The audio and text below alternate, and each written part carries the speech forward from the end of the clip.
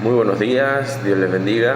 Yo les vengo a hablar un poco sobre Justino Mártir, quien es catalogado como un apologista griego o el apologista griego más importante del siglo II. Él nació en la antigua Siquem, fue hijo de padres paganos, por lo que él fue educado en una escuela estoica, peripatética y pitagórica. Ninguna escuela de las que él estuvo logró convencerlo de sus grandes cuestionamientos.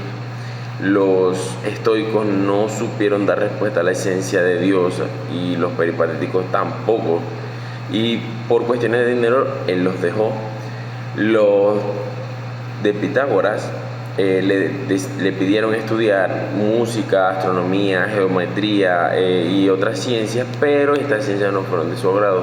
Con el tiempo él comulgó con el platonismo, pero cierto día él caminaba por la orilla del mar y se topó con un anciano quien le dijo esta frase: la filosofía platónica no logra satisfacer el corazón del hombre.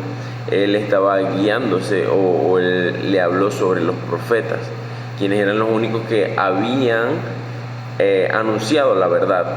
Y después de este encuentro no lo volvió a ver más, pero Justino, él sintió un gran fuego dentro suyo y sobre el amor de los profetas, sobre los amigos de Cristo. Justino, él encontró el cristianismo una verdadera filosofía y aparte de segura, también era provechosa, donde ellos dan testimonio hasta la muerte y después de su conversión. Aún testificaron de la vida de Jesús y de esta defensa de su fe. Ya durante el reinado de Antonio Pío, de 138 después de Cristo hasta el 161 antes de Cristo. Llegó a Roma, donde fundó su primera escuela, destacando a Tasiano como uno de sus mejores estudiantes. Eusebio nos narra y nos da razón de él y encontramos 3 escritos que son los más importantes de él. Son 2 apologías contra los paganos y una que es el diálogo contra el judío Trifón. En la primera apología fue dirigida a Antonio Pío, donde en su introducción él le da al emperador o le pide al emperador que estudie a modo personal su defensa, para así eliminar los prejuicios que ya había. En la segunda parte le da fundamentos cristianos de su doctrina, en su culto, los fundamentos teóricos y las razones por las que debe abrazar la verdadera fe.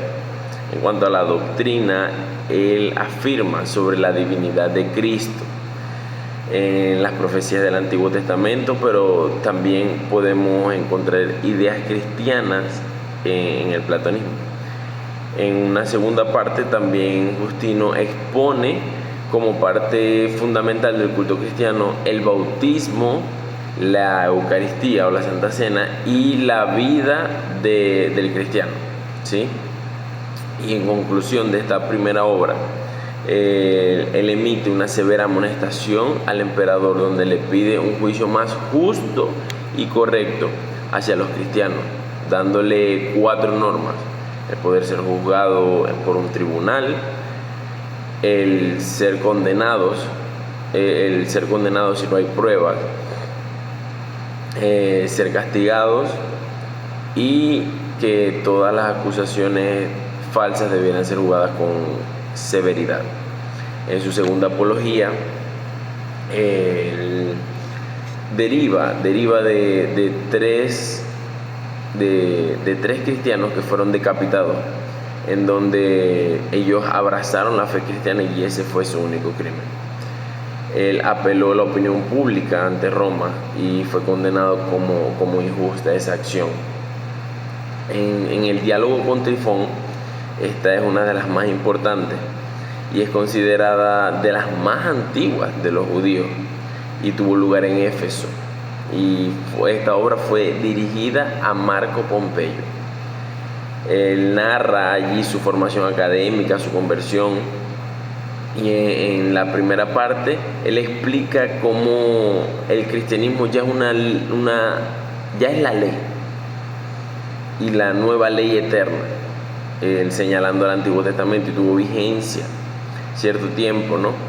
Pero con la venida de Cristo, de Dios mismo, se dio esta ley eterna. En una segunda parte de esta apología, él habla sobre la razón, sobre la adoración a Cristo como verdadero Dios, y que quienes lo adoran representan al nuevo Israel y verdadero pueblo escogido de Dios.